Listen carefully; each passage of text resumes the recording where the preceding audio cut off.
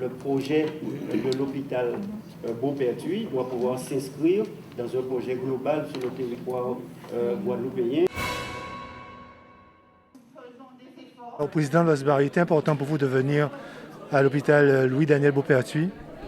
Oui, il était tout important puisqu'on connaît quelle est notre volonté, mais aussi cette compétence en termes de santé.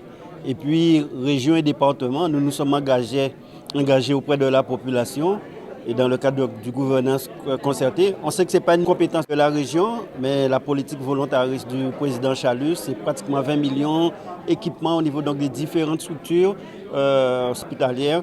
Et là, aujourd'hui, la directrice nous a expliqué la situation.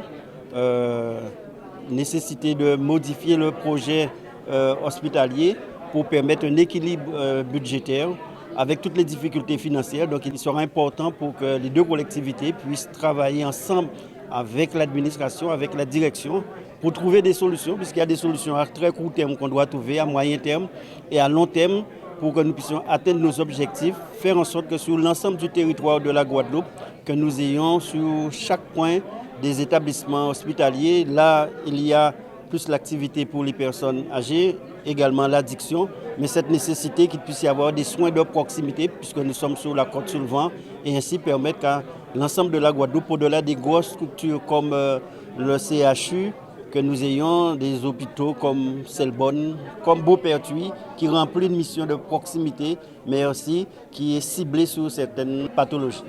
Madame Larifla, aujourd'hui vous recevez les présidents des collectivités majeures de la Guadeloupe, car votre établissement est en grosse difficulté. En très grosse difficulté.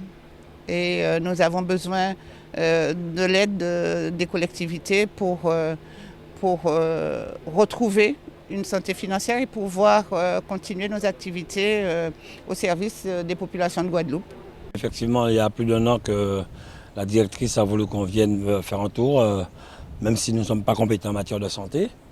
Mais avec les événements, on n'a pas pu venir et nous avons décidé aujourd'hui de venir l'écouter, voir un peu les dispositions parce que Mme Larifla est la directrice de l'hôpital Selbonne. Mais avec les événements, elle a eu en charge Louis-Daniel Beauperthuis ici à Pointe-Noire. Étant donné que la région a pris des mesures depuis tantôt pour pouvoir accompagner tout ce qui est maison de santé en Guadeloupe, notamment le CHU, ici à Beauperthuis, Selbonne, Basse-Terre, Cap-Esther aussi, Marie-Galante, et surtout la faculté de médecine de plein exercice que nous avons lancée depuis plus de 3 ans, où nous avons mobilisé 50 millions depuis un moment, où après un appel du professeur Jean-Qui, j'ai dû faire une intervention importante auprès du président de la République en personne pour que nous puissions avoir le 2e cycle en médecine en Guadeloupe. Donc je suis vraiment très satisfait, car aujourd'hui c'était une annonce que j'ai voulu faire pour la directrice, pour la santé, que nous avons dans le cadre de Réactu mobilisé 20 millions pour accompagner la santé. Nous voulons que nos hôpitaux ici en Guadeloupe soient vraiment performants, notamment avec les scanners, l'IRM de Basse-Terre, scanner à Selbonne, scanner à Cap-Esther et d'autres aménagements, constructions que nous voulons vraiment accompagner ces établissements de santé.